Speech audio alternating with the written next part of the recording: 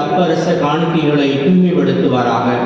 இவ்வாறு எங்கள் ஆண்டவர் இயேசு கிறிஸ்துவின் உடலும் இரத்தமுமாக இவை மாறுபடவாக. அவர் தாம் பாடுபடுவதற்கு முந்தைய நாள் அந்த இறுதி இரவு விருந்தின் போது அப்பத்தை எடுத்து ஆசி வழங்கி அதை பிட்டு தாம் சீடர்களுக்கு அளித்து கூறியதாவது: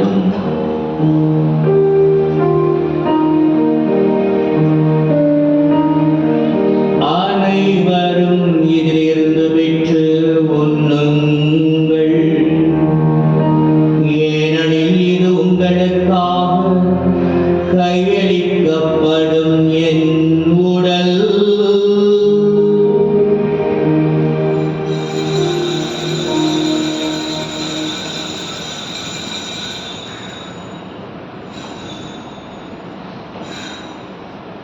அவ்வண்ணமே அந்த இரவு விருந்தை அருந்திய பின் கிண்ணத்தை எடுத்து உமக்கு நன்றி செலுத்தி தாம் சீடர்களுக்கு அளித்து கூறியதாவது: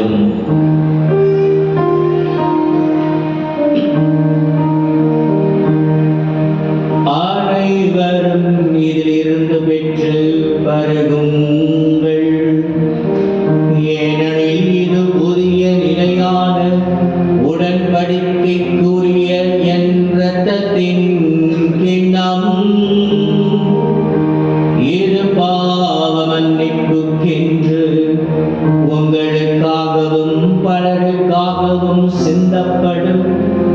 இதை என் நினைவாக செய்யுங்கள்.